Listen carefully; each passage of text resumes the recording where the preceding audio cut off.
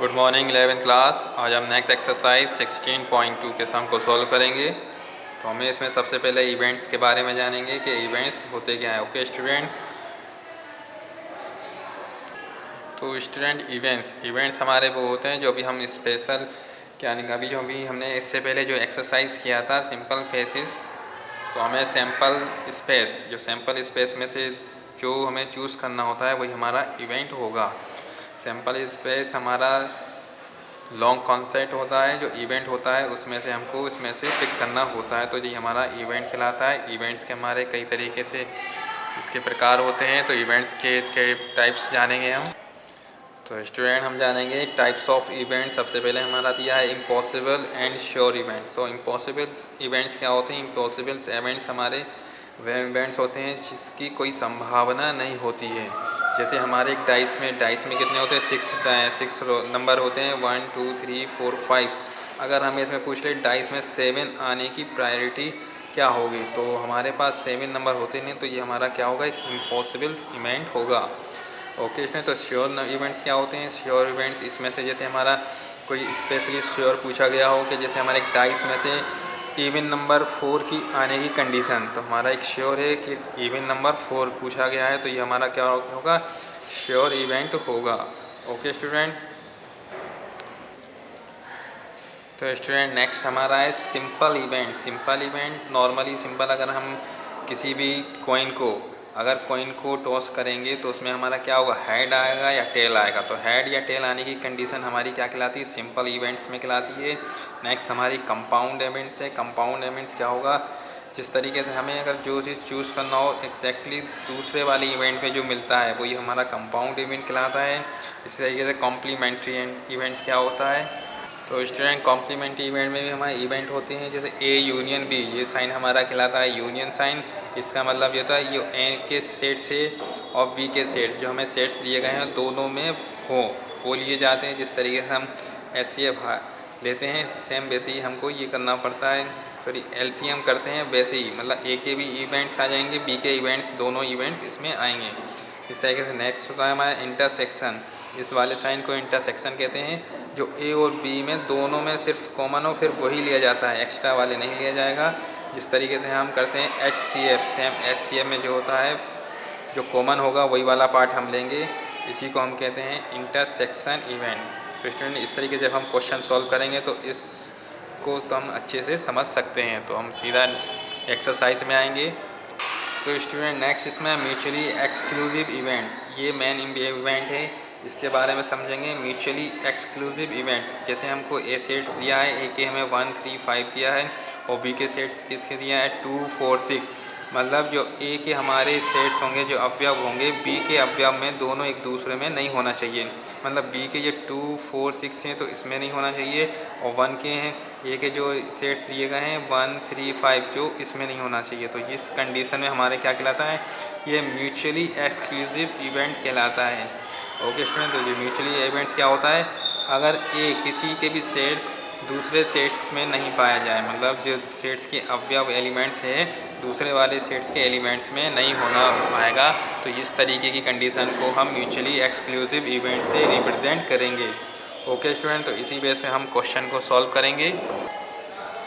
तो स्टूडेंट 16.2 का first question दिया है, अ डाई इज़ रोल्ड। एक डाई को हम रोल करते हैं, मतलब कहते हैं let E with the event die show fours. एक क्या कर रहा है? जो लेट ई के इवेंट से उसमें फोर्स शो कर रहा है, and F be the event, F का इवेंट क्या आएगा? Die show even number. वो क्या नंबर रिप्रेजेंट कर रहा है? इवन नंबर रिप्रेजेंट कर रहा है। तो हमें बताना है R E and F mutually exclusive, कि ई और एफ क्या है? म्यूचुअली एक्सक्लूसिव इवेंट है या नहीं। ओके स्टूडेंट, तो इस क्वेश्चन को देखेंगे हम। तो स्टूडेंट 16.2 के क्वेश्चन को देखेंगे। व्हेन डाई आर रोल, जब हम एक रोल को फेंकते हैं, डाई को फेंकते हैं, तो हमारे पास क्या आने की संभावना होती है? 1 2 3 4 5 6। ओके स्टूडेंट, तो ये संभावना होती है। तो सबसे पहले जो हमारा ई इवेंट कह रहा है, ई इवेंट में कौन सा आ रहा है? सिर्फ 4 आ रहा है, तो हम लिख लेंगे इसका 4। और एफ वाले इवेंट्स में क्या आ रहा है? इवन नंबर, तो हमारा इवन नंबर क्या होगा? 2 4 6। ओके स्टूडेंट, तो 2 4 6 आएगा। तो हमें ये बताना है ई और एफ क्या म्यूचुअली एक्सक्लूसिव इवेंट है या नहीं। तो हम देखेंगे जो हमारा ई का इवेंट है 4, तो हमारे एफ में आ रहा है, तो ये क्या होगा, म्यूचुअली एक्सक्लूसिव की कंडीशन क्या थी, जो ई का एलिमेंट होना चाहिए वो एफ में नहीं होना चाहिए, जो एफ के एलिमेंट्स होने चाहिए वो ई में ना होना चाहिए, ठीक है। लेकिन हमारा ई का एलिमेंट्स एफ वाले एलिमेंट्स में है, तो ये हमारा क्या होगा, म्यूचुअल एक्सक्लूसिव नहीं होगा। ओके स्टूडेंट, तो क्या लिखेंगे, E and F R not mutually exclusive, क्योंकि हमारे पास 4 दोनों में कॉमन है। ओके स्टूडेंट, तो इसी तरीके से हमें फर्स्ट क्वेश्चन करना है, तो हमारा फर्स्ट क्वेश्चन हो गया। नेक्स्ट क्वेश्चन देखेंगे हम सेकंड क्वेश्चन। तो स्टूडेंट सेकंड क्वेश्चन है, सेकंड क्वेश्चन हम दिया है, are die is throw, describe the following event. एक डाई को हम थ्रो करते हैं और हमको क्या क्या डिस्क्राइब करना है। सबसे पहला फर्स्ट ए में क्या करा, अ नंबर लेस देन 7। तो हमने एक डाई को हम थ्रो करेंगे तो हमारे पास क्या आएगा, हमारे पास ये चीज़ कंडीशन बनेगी 1 2 3 4 5 6, ये कंडीशन बनेगी। तो ए वाले इवेंट में क्या, अ नंबर लेस देन 7, तो लेस देन 7 मीन्स क्या होंगे, तो ए के इवेंट्स क्या हो जाएंगे 1 2 3 4 5 6, क्योंकि लेस देन 7 हो मतलब 7 से कम, तो 7 से कम हमारे ये इवेंट्स आएंगे। इसी तरीके से बी वाले में क्या करा, नंबर ग्रेटर देन 7, मतलब बी वाले में आना चाहिए 7 से अधिक, लेकिन हमारे डाइस में क्या होता है 6 डिजिट तक होता है, तो 7 से अधिक होगा नहीं, तो हमारे इवेंट्स क्या होगा, इवेंट्स होगा हमारा 5, ये हमारा 0 को रिप्रेजेंट करता है, मतलब जब हमारे सेट्स में कोई भी अवयव या एलिमेंट्स नहीं होगा तो इसका मतलब हमारा 5 लिया जाएगा। ओके स्टूडेंट, तो नेक्स्ट हमारा है सी में क्या कह रहा है, मल्टीपल ऑफ 3, मतलब कि इस इवेंट्स में से हमें मल्टीपल ऑफ 3 फाइंड करना है। तो अरे मल्टीपल किससे बनेगा, 3 से और 6 से, तो सी के इवेंट्स हो जाएँ, सी के एलिमेंट्स आएंगे 3 और 6। नेक्स्ट हमारा डी कह रहा है, अ नंबर लेस देन 4, मतलब जो नंबर लेना है 4 से छोटे लेना है, तो 4 से छोटे होंगे 1 होगा 2 होगा और 3 होगा। ओके स्टूडेंट, इसी तरीके से 6 ई कह रहा है नेक्स्ट हमारा कि an even number greater than 4 मतलब इवन नंबर लेना है और ग्रेटर देन 4, तो 4 से बड़ा ग्रेटर देन क्या होगा, 6 ही होगा, तो हमने ले लिया 6। और नेक्स्ट हमारा एफ कह रहा है, a number not less than 3, जो सेट्स लेना है जो नंबर 3 से छोटे ना हो, तो छोटे ना हो मतलब 3 होना चाहिए, 4 होना चाहिए, 5। ओके स्टूडेंट, तो ये हमने, अब हमारे पास कंडीशन दी गई है, तो हमें फाइंड करना A union B, A intersection B union C, E intersection F, D intersection E, A minus C, D minus E, ये सारे हमको फाइंड करना है इन बेस पे। ओके स्टूडेंट, तो इन सबको हम फाइंड करेंगे। तो सबसे पहले हमको दिया है ए यूनियन बी, तो हमने ए के सेट्स लिख लिए पूरे 1 2 3 4 5 6। यूनियन बी का सेट हमारे पास क्या था, निल है।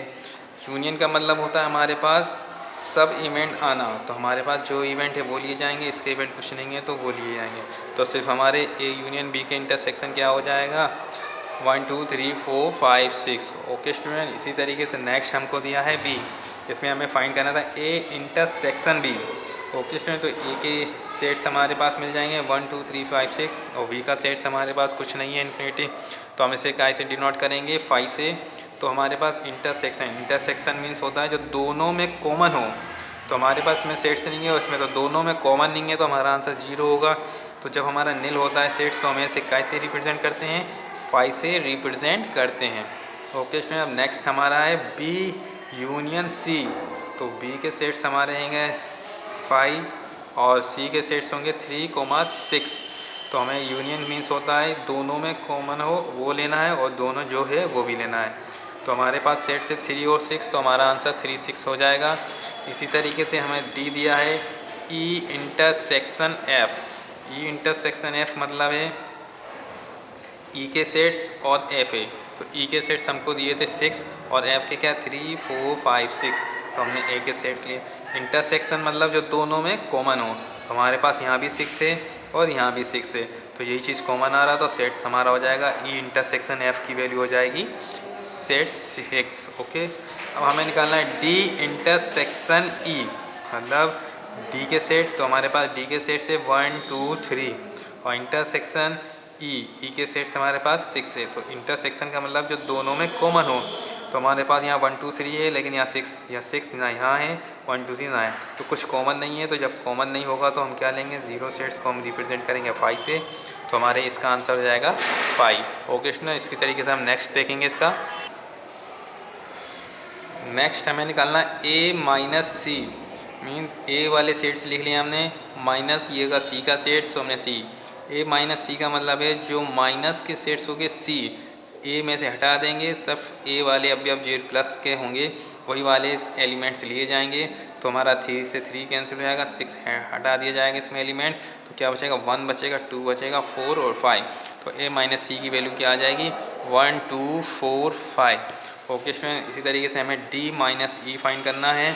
तो डी के एलिमेंट्स है 1 2 3 माइनस 6। तो 6 क्या है, माइनस का, जो माइनस का एलिमेंट्स होता है उस एलिमेंट से हटा देंगे सेट से, तो 6 इसमें है नहीं है, तो ये 6 हट जाएगा। जो प्लस के एलिमेंट्स होगा तो वो हमारा इसका सेट से जाएगा 1 2 3। ओके स्टूडेंट, इसी तरीके से हमें एफ डैश दिया है, एफ डैश निकालना है। तो हमारे पास एफ के एलिमेंट्स क्या थे, एफ हमारे पास था एफ के एलिमेंट्स हमें दिए थे 3 4 5 6। तो हमें एफ डैश निकालना है। तो हमारा मेन वाला सेट्स कौन सा था, मेन हमारा सेट 1 2 3 4 5 6 ये वाला हमारा मेन है। तो इसमें से क्या करेंगे, इसमें से जो हमारा एफ़ के एलिमेंट्स है मेन वाले सेट से हटा देंगे, तो 3 4 5 6 3 4 5 से हट जाएंगे, जो बचेंगे सिर्फ वो हमारा एफ डैश के सेट्स कहलाएंगे। तो एफ डैश के एलिमेंट्स कहलाएंगे। तो एफ डैश का एलिमेंट्स क्या होगा, सिर्फ 1 और 2। तो इस तरीके से हमारा एफ और एफ डैश निकल आएगा। तो स्टूडेंट हमारा एफ डैश क्या होगा, 1 और 2। अब हमें फाइंड करना है ई इंटरसेक्शन एफ डैश। तो ई के एलिमेंट्स हमारा 6 था, इंटरसेक्शन एफ डैश के एलिमेंट्स हमारे पास क्या थे, 1 2। तो इन दोनों में से इंटरसेक्शन वही जो दोनों में कॉमन हो वही लिया जाता है। तो दोनों सेट्स में हमारा कुछ कॉमन नहीं है, तो कुछ कॉमन नहीं रहेगा तो क्या आएगा हमारा आंसर, सिर्फ 5 लिया जाएगा। तो हमारा ई इंटरसेक्शन एफ डैश की वैल्यू क्या आ जाएगी, ओनली 5। ओके स्टूडेंट, तो इस तरीके से हमें इस एक्सरसाइज के क्वेश्चन को सॉल्व करना है। बाकी ये क्वेश्चन आप लोगों को ट्राई करना है, जो नहीं आए तो पूछ सकते हैं।